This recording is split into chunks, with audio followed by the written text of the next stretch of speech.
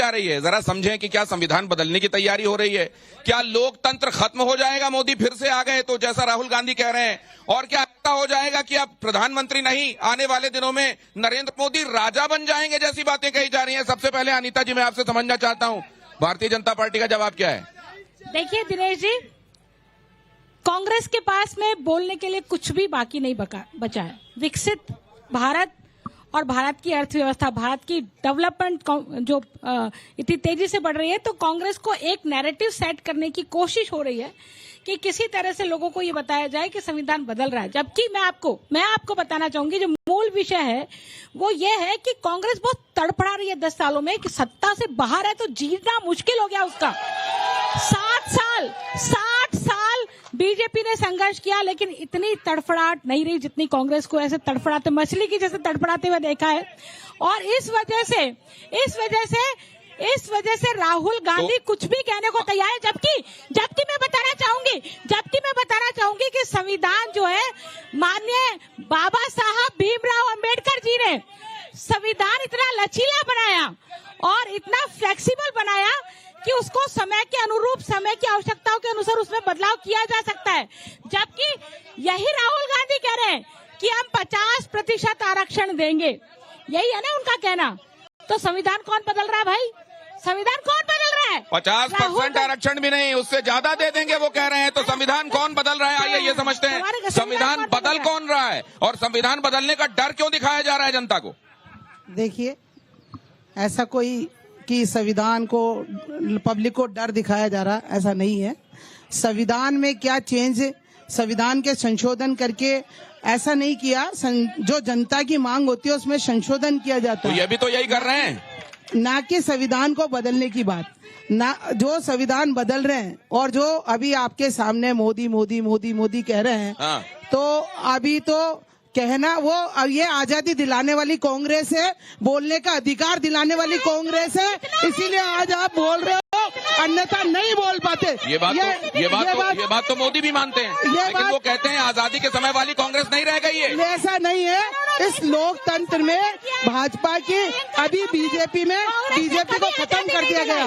केवल मोदी, बीजेपी है ही नहीं, कहीं पर भी। आप खुद देखिए, केवल मोदी के नाम पर बीजेपी की तो नहीं, ये बात बार बार कही जा रही है। मैं जनता से भी जानना चाहूंगा कि ये केवल मोदी की पार्टी है, ये बीजेपी नहीं है। ये बात बार बार कही जा रही है। इसका नीरज जी से जवाब लेना चाहता हूँ। इसका जवाब प्लीज दीजिए। आइए इसका जवाब लेते हैं, इसका जवाब देखिए, हाँ मैडम, इसका जवाब तो ले लीजिए, खो जाएगी ये बात। ये मोदी है कि बीजेपी है, सुन लीजिए जरा। हाँ, जिस तरह से नीरज जी, दिनेश जी, मुझे लगता है संविधान संशोधन की बात जो कर रहे हैं। झगड़ा मत कीजिए प्लीज। एक सेकंड, यहाँ कोई झगड़ा नहीं करे प्लीज। ये आप लोग मर्यादा में रहिए, पूरा देश आपको देख रहा है। ये प्लीज ऐसा मत कीजिए, नहीं झगड़ा मत कीजिए प्लीज।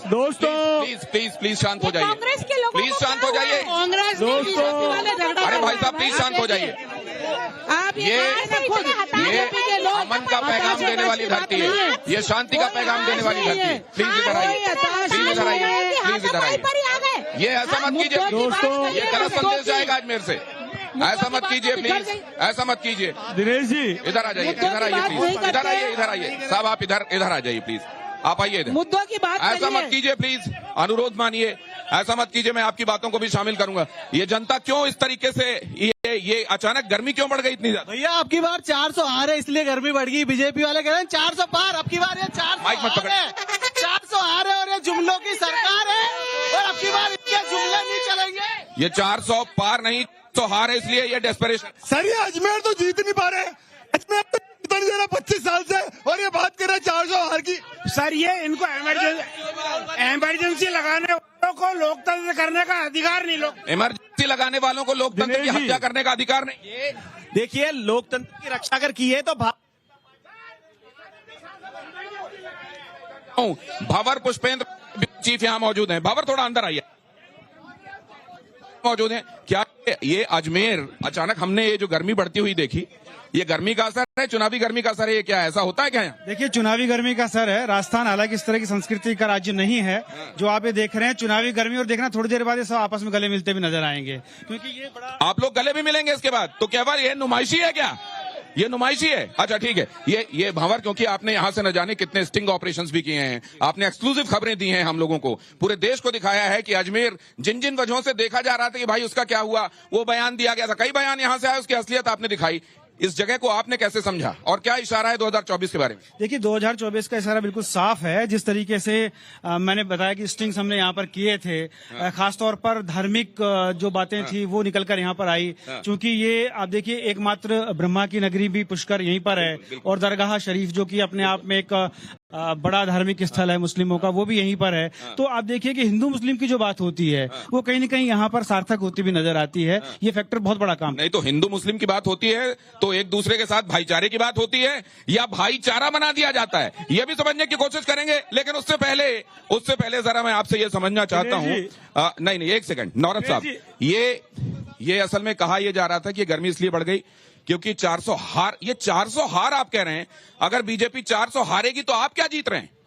देखिए, जो लोकतंत्र के अंदर भारतीय जनता पार्टी की जो 10 सालों के अंदर सरकार है, पूरी तरह से उनकी बात सुनिए प्लीज, और सीबीआई जैसी उनकी बात सुनिए एजेंसियां हैं, उनका दुरुपयोग किया जा रहा है। और बात तो सुनिए कि अगर आपकी बातों में दम है तो नारों की बहुत आवश्यकता नहीं, उनकी बात सुनिए। लोकतंत्र के अंदर ये बात इसलिए कही जा रही है संविधान बदलने की, क्योंकि लोकतंत्र में चुने हुए मुख्यमंत्रियों को जेल में डाला जा रहा है, चाहे जो सोरेन जी हो या दिल्ली के अंदर केजरीवाल जी हो, चुने हुए मुख्यमंत्री जेल में। क्या हुआ था सर? तो आखिर इस तरह की जो भावना है सर, इमरजेंसी में क्या हुआ था? लोकतंत्र को चुनौती दे रहे हैं। नौरत साहब, इमरजेंसी में क्या हुआ था? किसको किसको जेल में डाला गया था? देखिए, मैं आज के हालात की बात कर रहा हूँ। आज इमरजेंसी नहीं है, बहुत जरूरी है। आज मोदी जी की इमरजेंसी है ना। आज आपको पता है सर, आपको पता है कितने बार राष्ट्रपति शासन लगा? मोदी जी की इमरजेंसी कांग्रेस के राज में कितने बार राष्ट्रपति शासन लगा? आज हालात बहुत अलग है। आज देश के अंदर युवा सड़कों पे घूम रहे बेरोजगारी के अंदर, और जो 15-15 लाख रुपए खातों में डालने की बात कही थी, आज 1 रुपया युवाओं के खाते में नहीं आया। केवल जुमलों की गारंटी है, और मैं कहता हूं कि नरेंद्र मोदी जी को केवल झूठ बोलने की गारंटी दे रहे हैं। नहीं, इसमें तो लोग ये कहते हैं करके कि 15 लाख रुपए जिस भावार्थ में, सर, लेकिन लोकतंत्र, अरे नौरत साहब बात तो सुनिए, नौरत साहब जी, कहा यह जा रहा है, कई लोग कहते हैं कि 15 लाख कह रहे हो, मोदी जी ने तो हमको अपना कर्जदार बना दिया। कुछ भी ये जरा मैं पूछना चाहता हूँ, क्या 15 लाख मिल गए आप लोगों को? कुछ नहीं मिल रहा है, कुछ नहीं मिल रहा। ये तो कह रही है 15 पैसे नहीं मिले, 15 पैसे नहीं मिले। और कांग्रेस को नहीं मिले, जो है ना, कांग्रेस को नहीं मिले, कांग्रेस के कार्यकर्ताओं को नहीं मिले, कांग्रेस के कार्यकर्ताओं को नहीं मिले। सागर को देखिए रो रहा है, और वो देखिए आप जनता को मिले। देखिए ये क्या विकास की बात करते हैं, विकास की बात करते हैं, कौन सा विकास कर रहे हैं? एक बात बताइए, 25 लाख की योजना कोई एक बात बताइए, बीमार आदमी सोनोग्राफी के लिए एक बात का जवाब दीजिए। एक बात मैं आपसे जानना चाहता हूँ, जब आप यहाँ से निकलती हैं, आप यहाँ का इंफ्रास्ट्रक्चर देखती हैं राजस्थान का, या बाहर जाती हैं दूसरे राज्यों में, आप हाईवेज देखती हैं, क्या आपको जिस तरीके से रेलवेज हों, मेट्रोज हों, अलग अलग सौगातें दी जा रही हैं देश को, आपको नहीं लगता कि देश को वो मिल रहा है जो उसके पहले नहीं मिला? ऐसा कुछ नहीं है, ये सब बनाने वाले कांग्रेस है। इन्होंने क्या करा, सिर्फ नाम बदले इन्होंने, जैसे राहुल गांधी जी को था अटल बिहारी वाजपेयी कर दिया है ना, केवल नाम बदलने का आप लोगों ने केवल नाम बदला, एक सेकंड, आप लोगों ने केवल नाम बदला, विकास का कोई काम नहीं किया। किसका नाम बदला भाई? हमने तो छोटी सी कहानी आपकी सुनूंगा, इनका जवाब, इनका एक बार जवाब तो सुन लीजिए, एक बार जवाब सुनिए। हाँ, कहानी सुनता हूँ मैं, उससे फौरन याद आता हूँ। कि किसका नाम बदला है? वंदे भारत तो नई ट्रेन आई है ना, नाम नहीं बदला है, नई बनी है, और सड़कें और पुल नए ही बन रहे हैं, हॉस्पिटल्स नए बन रहे हैं। वो कह रहे हैं कुछ नहीं किया, केवल नाम बदला है। एक सेकंड, वो कहानी सुना रही है, एक कहानी सुना रही है, जरा कहानी बताइए, क्या कहानी? कहानी जल्दी बताइएगा, बहुत लंबी कहानी नहीं। हाँ, लंबी कहानी नहीं बता रही हूँ। जिस तरह से एक राज्य में राजा था, बीमार हो गया, उसकी सेवा महारानी जी कर रही थी, को महारानी जी को टॉयलेट या किसी करने चली गई, वो दासी आई, दासी ने उसकी थोड़ी सी सेवा कर दी, उसको होश आ गया और वो रानी को उसको सारी चीज दे दी। इसी प्रकार से ये कहानी सुना रही है, ध्यान से सुनिए। वही करते हैं कि जो हमारे कांग्रेस सरकार ने हमारे कांग्रेस सरकार ने, आपके प्रधानमंत्री जी को यही नहीं पता। काम हमारा, नाम अपना कर रहे हैं, ये कहा जा रहा है, काम तो हमारा है। नीरज जी एक सेकंड, मैम पहले नीरज जी, दिनेश जी, अरे आप ही की तरफ से बोल रहे हैं। हाँ, पहले तो संविधान बदलने की बात पे जवाब देना चाहूंगा। बहुत जल्दी से। इस देश में 107 बार संविधान बदला, जिसमें 94 बार कांग्रेस ने बदला। लोकतंत्र की हत्या की इमरजेंसी इन्होंने लगाई, और ये संविधान बदलने की बात करते हैं, और अब ये बात कर रहे हैं कि CAA हटाएंगे, संशोधन में बदल करेंगे, हम 370 हटाएंगे, हम AFSP हटाएंगे, ये संविधान बदलेंगे क्या? दूसरी बात ये कह रहे हैं कि मुख्यमंत्रियों को जेल में डाल दिया।